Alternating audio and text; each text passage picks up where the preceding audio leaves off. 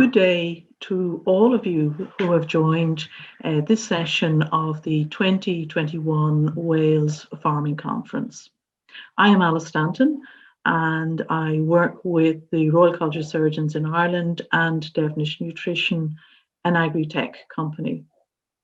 I'm very pleased to be with you today to discuss the latest evidence concerning animal source foods and human health. I'm going to start this talk with a brief video clip which was filmed at the Devonish lands at Dowth in County Meath, Ireland, where I am now. And it concerns the current status of nutrition worldwide. We do have a health crisis here in Ireland and also worldwide because of eating unhealthy foods. We have almost 1 billion people who are underfed, who go to bed hungry. However, we have a further 2 billion who are actually overfed, who are overweight or obese. Most of those are micronutrient deficient because they eat calorie-rich, sugar, salt-rich diets which lack the essential vitamins, minerals and essential oils such as omega-3 fatty acids. And this triple burden of malnutrition is going to worsen in the coming years because the global population worldwide is set to grow from 7.5 billion to 10 billion by 2050. Hence, the challenge of the 21st century, once we have successfully combated COVID, is going to be how we're going to feed 10 billion world population with nutritious food. There are a number of proposals as to how we could do that, and certainly in large part we're going to have to transform our food systems. One such proposal is the Eat Lancet Commission reference diet, which proposes a doubling of intake of fruits, vegetables, legumes, nuts and seeds, and a halving of meat and dairy intakes. So you can see here the Eat Well guide has about 1/3 fruit and vegetables. That's to increase to a half of the plate. And also we need to increase whole grains, but a dramatic reduction in dairy foods and in animal-sourced protein by comparison with the Eat Well guide. The Eat Lancet publication prompted multiple headlines in 2019 concerning the slashing of red meat consumption by 90%. Headlines such as "Human diet is causing catastrophic damage to the planet," "Eat plants, save the planet." Now, yes, the Eat Lancet's reference diet would be predicted to save 11 million premature deaths each year if it was adopted universally.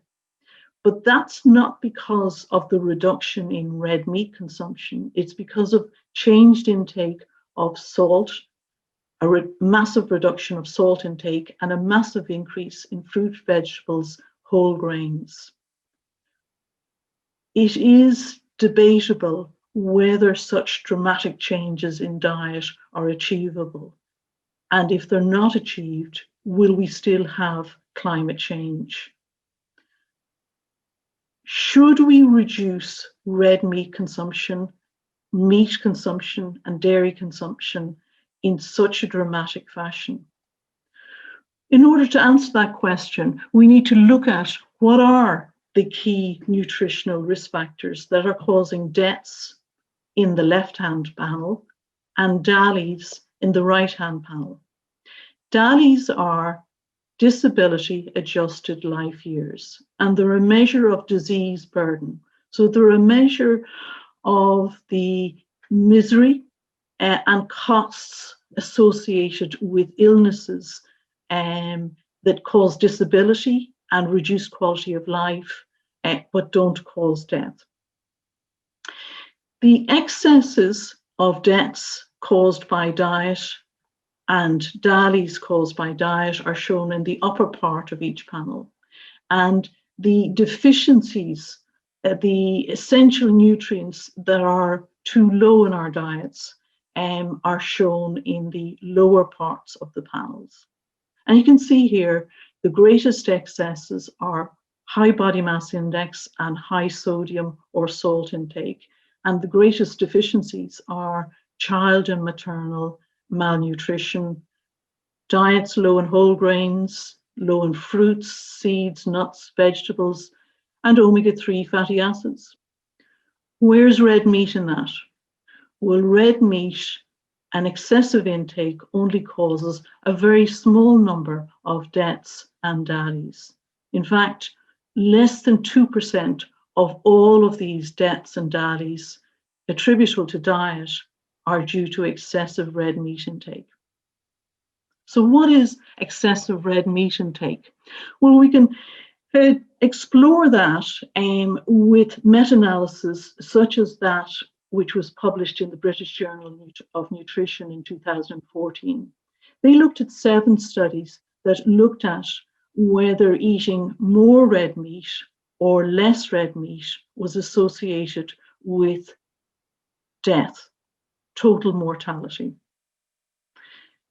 Overall, which can be shown by the diamond down here, there was a 9% increase in deaths with excessive red meat consumption, with eating more red meat rather than less red meat.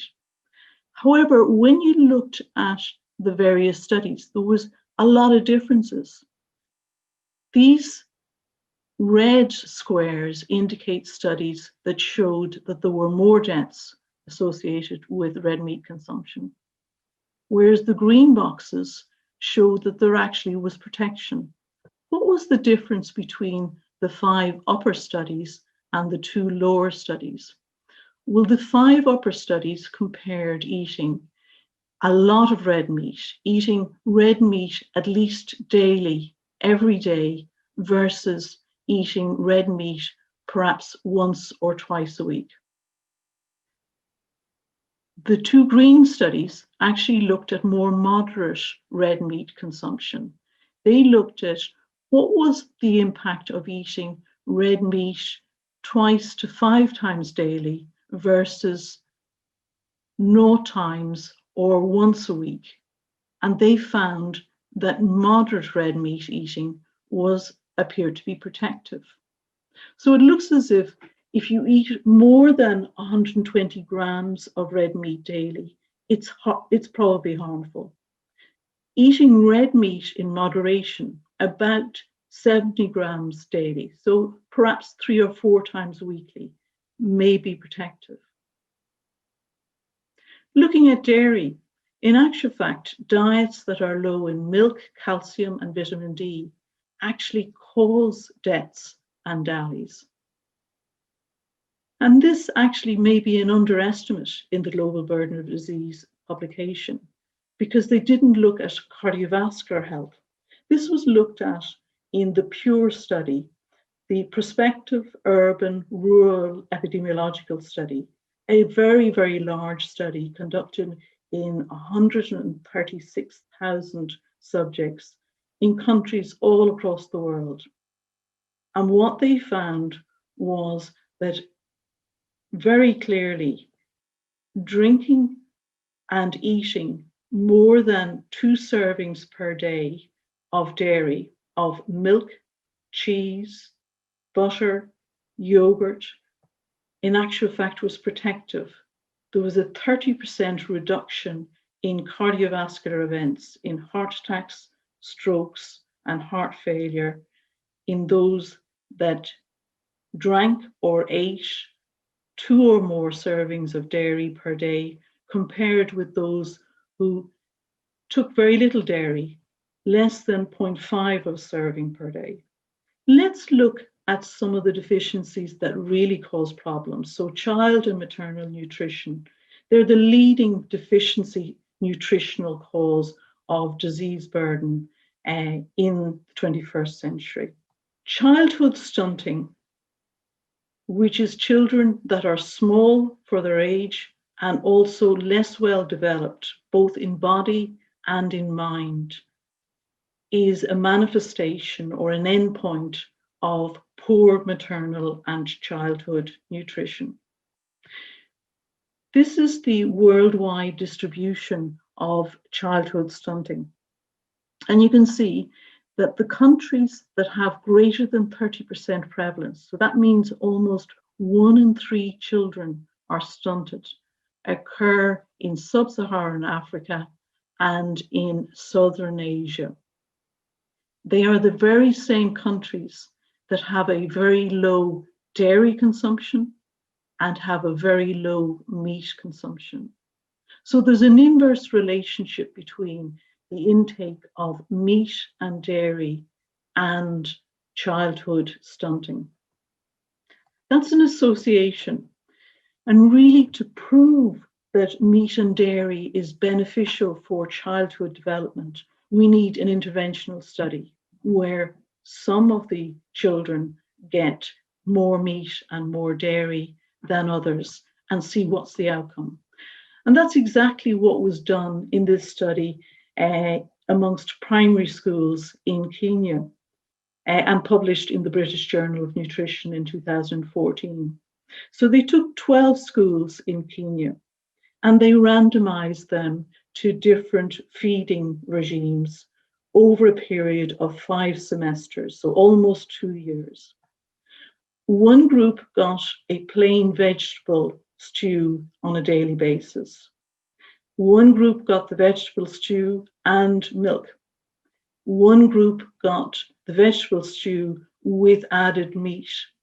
And there was one group that got no additional feeding, so they're the true control group. And they looked at the performance of these children in a range of academic subjects. So 7 academic subjects: arithmetic, English, 2 national languages, geography, science, and the arts. And the change in scores after the 5 semesters are plotted here according to the various groups. So in actual fact, the meat group scored the best.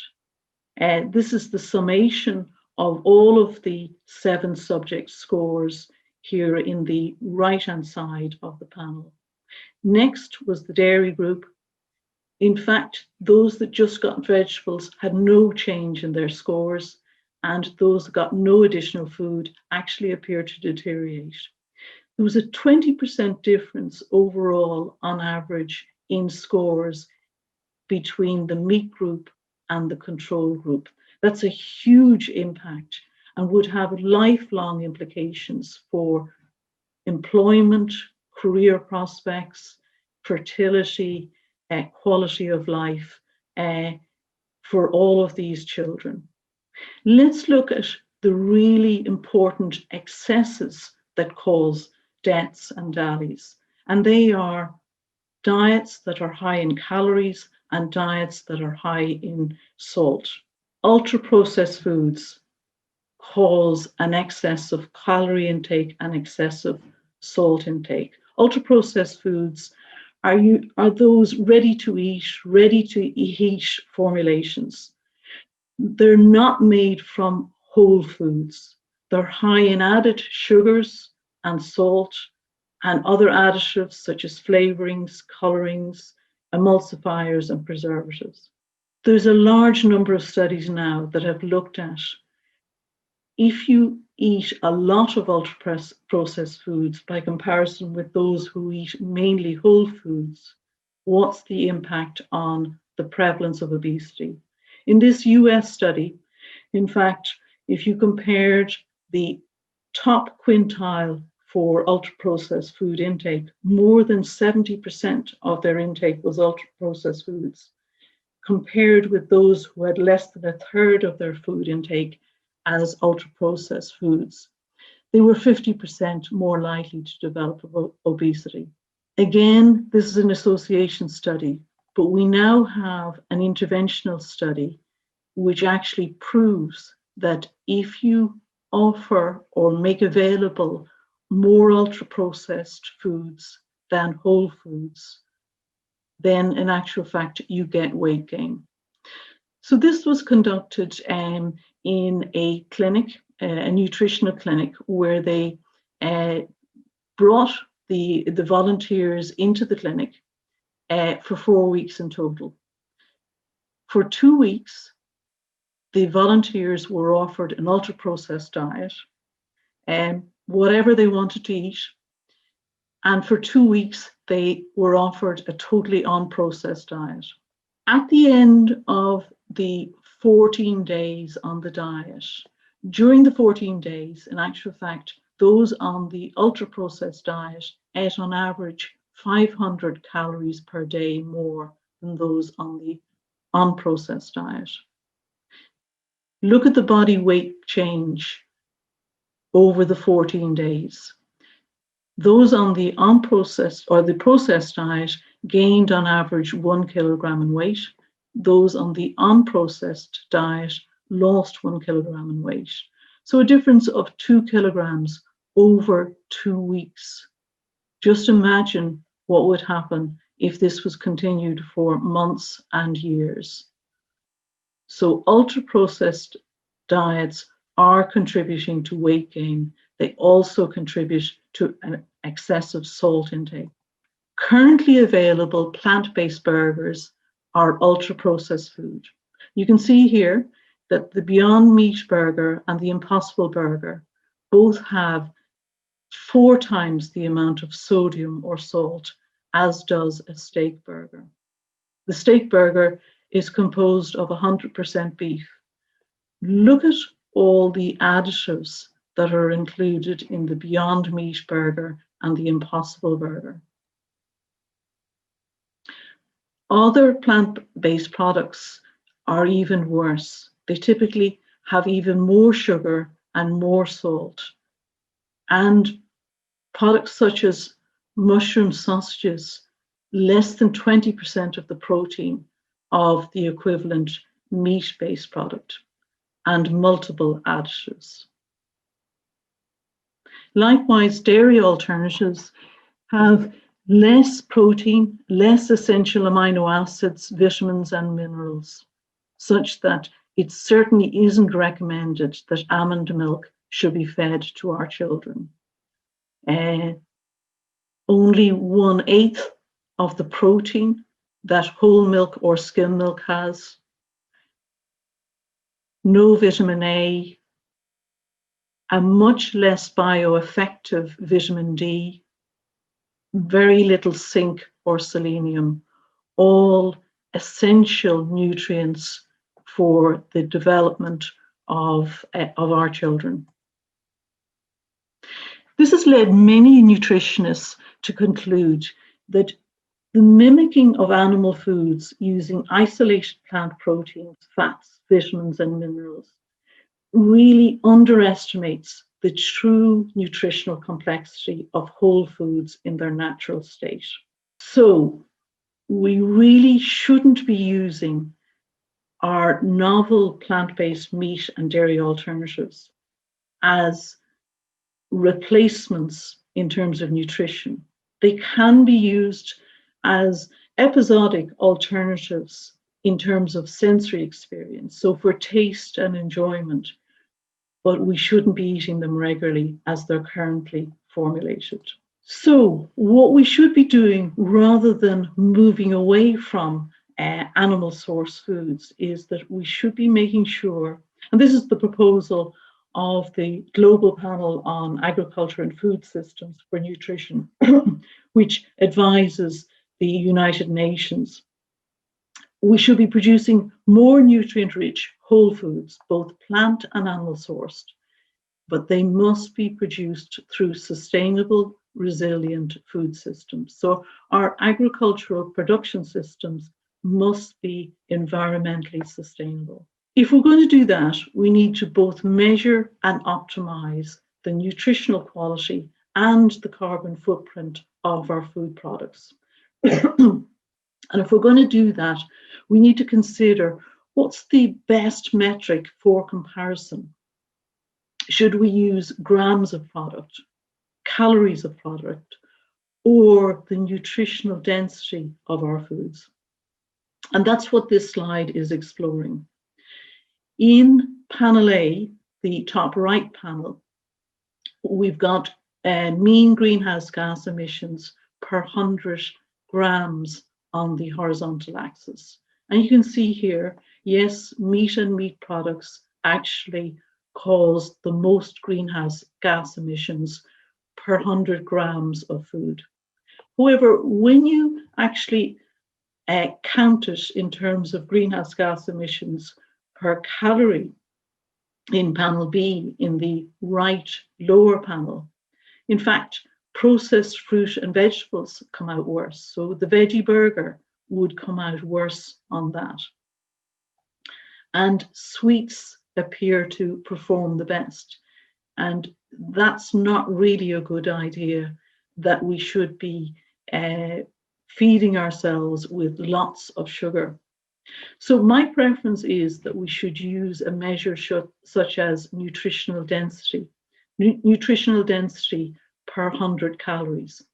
This quantifies essential nutrients such as essential amino acids, vitamins and minerals, and should include essential fats such as the omega-3 long-chain fatty acids.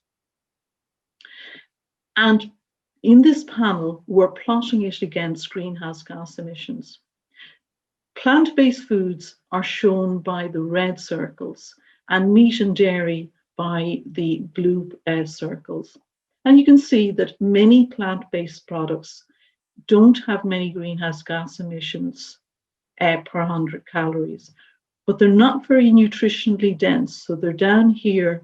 We wouldn't get all our nutrients if we only ate those.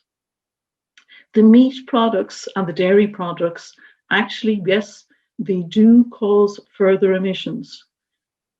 However, they're very nutritionally dense. Processed vegetables, our veggie burger, is nutritionally dense because of the added minerals and vitamins, but it actually causes as much greenhouse gas emissions. So we definitely need to measure both nutritional quality and carbon footprint. And what we need to do is we need to further enhance nutritional quality and reduce the environmental damage, ideally down to zero, so enhanced environmental protection. And I'm going to describe to you two of Devonish's projects, one towards enhanced nutritional quality and one towards environmental protection. The enhanced nutritional quality will be described by our development of omega-3 enriched chicken meat and eggs, and it'll be shown in the first video. The second video, which was also filmed at the Devonish Lands of Doubt, will describe how we are looking to multi-species swards to improve our environmental protection. At Devonish, we believe that we can meet this challenge by optimising the nutritiousness of the foods that we produce and produce those foods in a totally sustainable fashion. Omega-3 fatty acids, in particular DHA, comes from oily fish, salmon and mackerel. But we don't have enough oily fish in the wild to feed the world's population. Devonish have produced Omega Pro, which is a poultry feed which is enriched with DHA. And by feeding Omega Pro to the chickens, you actually produce chicken meat and eggs that are enriched in DHA. This will have knock-on implications for the health and well-being of you and your family, and also for the healthcare costs and financial burden on society. Heartland is a perfect example of achieving our goal of One Health from Soil to Society. It's a Marie Curie project supported by the European Commission. It's been carried out by Devonish in collaboration with University College Dublin in Ireland and Wageningen University in the Netherlands. We're looking at soil health and fertility, sward persistence, establishment of multi-species sward, its dry matter yield and its quality. We're looking at methane production in animals, we're looking at meat quality and indeed average daily weight gain. And overall then we're looking at the impact of different farm management decisions on human health and indeed environmental health. Our hope for this research is that it will have not just a local impact, but it will go well beyond the boundaries of this farm and indeed be applicable nationally and internationally. If we're going to produce foods with better nutritional content and better environmental sustainability, we need to work on communicating that with consumers, so that they'll be prompted to purchase these higher quality products. You probably all have seen the traffic light system, which actually does highlight the disadvantageous excesses. So the excess sugar, the excess fats, saturated fats, and excess salt. You're shortly going to see something called the product environmental footprint, which looks at the effects of the production of that food product on global warming, on water quality, and on air quality. What hasn't been addressed are the beneficial nutrients that are commonly deficient. So this is my first attempt at what a front of pack labeling, or how we could communicate digitally with consumers.